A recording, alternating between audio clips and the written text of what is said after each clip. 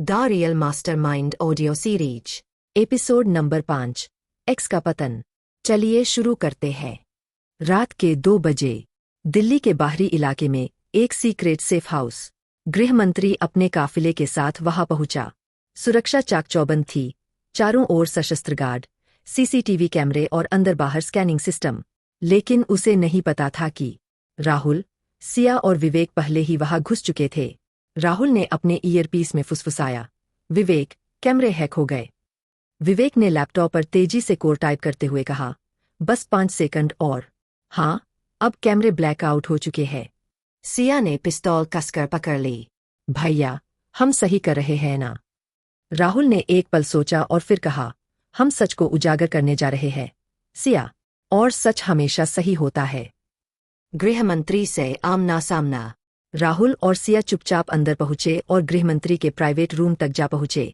गृहमंत्री एक leather chair पर बैठा था, हाथ में सिगार और सामने एक बड़ी स्क्रीन जिस पर X404 सर्वर खुला था। जैसे ही राहुल ने अंदर कदम रखा, गृहमंत्री मुस्कुराया। आखिरकार आ ही गए तुम, राहुल। राहुल ने गुस्से से कहा, खेल खत्म हो चुका है। तुम जितना चाहो छिपने की कोशिश करो, लेकिन तुम्हारा सच अब दुनिया के सामने आएगा। गृहमंत्री ने ठहाका लगाया, क्या तुम सच में ऐसा सोचते हो? यह सिस्टम मेरे कंट्रोल में है। अगर तुमने मुझे मार भी दिया तो भी कोई तुम्हारी बात पर भरोसा नहीं करेगा। राहुल ने पिस्तौल तान दी। पासवर्ड बताओ। गृहमंत्री मुस्कुराया, पासवर्ड? तुम्हें क्या लगता है मैं इतना मूर्ख हूं कि तुम्हें इसे बता दूंगा? तभी विवेक की आवाज आई, राहुल, हमारे पास सिर्फ 2 मिनट है, वरना सर्वर खुद को डिलीट कर देगा। सिया ने अचानक गृहमंत्री के डेस्क से उसका मोबाइल उठा लिया और स्क्रीन की ओर देखा। भैया, ये देखो। मोबाइल स्क्रीन पर फिंगरप्रिंट लॉक था। राहुल झपटकर आगे बढ़ा और गृहमंत्री का हाथ पकड़कर जबरदस्ती स्क्रीन पर रख दिया। Password accepted. स्क्रीन पर मैसेज आया। गृहमंत्री चौंक गया।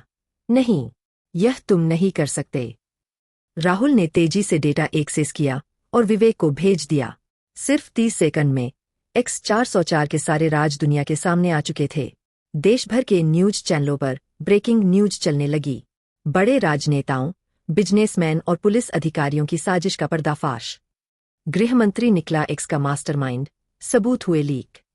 गृहमंत्री ने गुस्से में पिस्तौल निकाली, लेकिन राहुल ने उससे पहले ही उसे काबू में कर लिया। पुलिस और स्पेशल फोर्स मौके पर पहुंची और गृहमंत्री को गिरफ्तार कर लिया।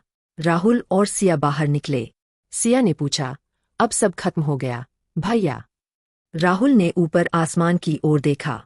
शायद, लेकिन सच की लड़ाई कभी खत्म नहीं होती, सिया। फोन पर अचानक एक मैसेज आया।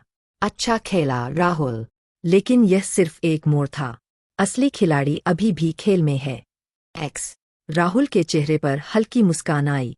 तो यह लड़ाई अभी खत्म नहीं हुई। असली खिलाड़ी। गृहमंत्री गिर चुका था।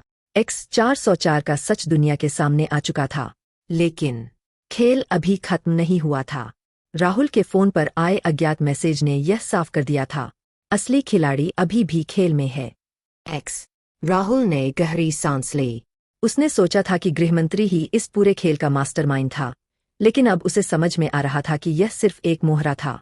विवेक ने फोन पर कहा, राहुल, मैंने X404 के लीक हुए डेटा को स्कैन किया। एक अजीब बात सामने आई है। क्या? राहुल ने पूछा।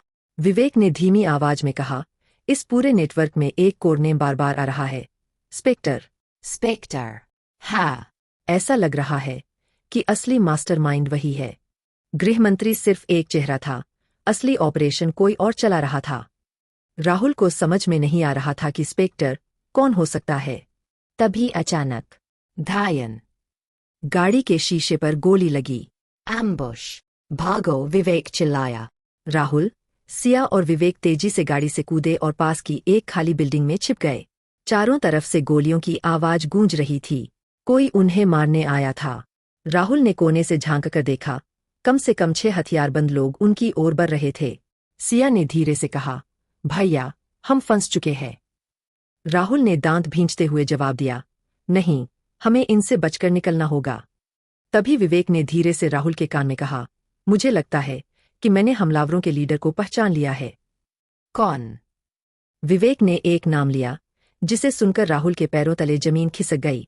एसीपी अरुण मल्होत्रा। राहुल हैरान था। एसीपी अरुण मल्होत्रा, जिसे देश का सबसे ईमानदार पुलिस अफसर माना जाता था, वही अब इन हमलावरों का लीडर था। राहुल ने गहरी सांस ली। अब वह समझ चुका था कि यह लड़ाई पहले से कहीं ज्यादा खतरनाक हो गई थी। हमें स्पेक्टर तक पहुंचना होगा, उससे पहले कि वह हमें खत्म कर दे। लेकिन सवाल यह था, स्पेक्टर कौन था और क्यों राहुल उसका अगला टारगेट था? राहुल, सिया और विवेक बिल्डिंग में छिपे हुए थे। बाहर गोलियों की आवाज अभी भी गूंज रही थी। एसीपी अरुण मल्होत्रा हमारे खिलाफ क्यों है? सिया ने हैरानी से पूछा। राहुल ने जवाब दिया, अगर वह X404 से जुड़ा है तो इसका मतलब है कि वह भी स्पेक्टर के लिए काम करता है। तभी विवेक ने घबराई हुई आवाज में कहा, हमारे पास ज्यादा समय नहीं है। अगर हम जल्द नहीं निकले तो ये लोग हमें मार डालेंगे। राहुल ने चारों तरफ नजर घुमाई। छत की तरफ जाने वाली एक सीढ़ी दिखी। हम छत से निकल सकते हैं। वहां से पास की बिल्डिंग में कूदेंगे और फिर बैक एंट्री से बाहर। सिया और विवेक ने सिर हिलाया। तीनों छत की ओर भागे, लेकिन जैसे ही वे ऊपर पहुंचे, रुक जाओ राहुल। राहुल ने पलटकर देखा। एसीपी अरुण मल्होत्रा अपने 6 सिपाहियों के साथ खड़ा था, पिस्तौल ताने हुए। तुमने बहुत गलत किया राहुल, एसीपी मल्होत्रा ने ठंडी आवाज में कहा। राहुल गुस्से में बोला, गलत? गलत तो तुम कर रहे हो। तुम जैसे अफसरों पर देश भरोसा करता है और तुम ही सबसे बड़े अपराधियों के साथ मिले हुए हो। एसीपी ने एक हल्की हंसी दी। तुम अभी भी नहीं समझे राहुल, ये सिस्टम जितना तुम देख सकते हो उससे कहीं ज्यादा गहरा है। तुमने गृहमंत्री को गिरा दिया, लेकिन स्पेक्टर अभी भी ताकतवर है। सिया ने चिल्लाकर पूछा, कौन है स्पेक्टर? एसीपी ने मुस्कुराकर जवाब दिया, जिस दिन तुम्हें यह पता चलेगा उस दिन तुम जिंदा नहीं बचोगे। तभी धायन धायन कोई और छत पर गोली चला रहा था। एसीपी के सिपाही घबरा गए। राहुल ने मौका देखा और सिया विवेक के साथ छत से कूद गया। वे दूसरी बिल्डिंग की छत पर गिरे और दर्द के बावजूद भागने लगे। पीछे से गोलियां चल रही थीं, लेकिन वे भागते रहे जब तक कि अंधेरे में गायब नहीं हो गए। राहुल और उसकी टीम आखिरकार एक सुरक्षित ठिकाने पर पहुंची। विवेक ने लैपटॉप ऑन किया और X404 के लीक हुए डेटा में कुछ और गहराई से देखा। कुछ देर तक स्क्रीन पर स्क्रॉल करने के बाद विवेक की सांसें थम गईं। राहुल, मुझे लगता है कि मैंने स्पेक्टर को खोज लिया। राहुल और सिया ने तेजी से स्क्रीन की तरफ देखा। स्क्रीन पर एक नाम चमक रहा था, स्पेक्टर कैबिनेट सचिव विक्रम सहाय। राहुल के हाथ कांपने लगे। मतलब देश की सबसे बड़ी प्रशासनिक ताकत ही इस साजिश का असली मास्टरमाइंड है। अब क्या होगा? अब यह साफ हो चुका था कि स्पेक्टर सिर्फ एक अंडरवर्ल्ड ऑपरेटर नहीं, बल्कि सरकार के सबसे ऊंचे पदों तक फैला हुआ था। राहुल ने गहरी सांस ली और कहा, अब हमें सीधा सरकार से लड़ना होगा। अगला एपिसोड सुनने के लिए हमारे चैनल मिनी स्टोरी टेलर को अभी सब्सक्राइब करें।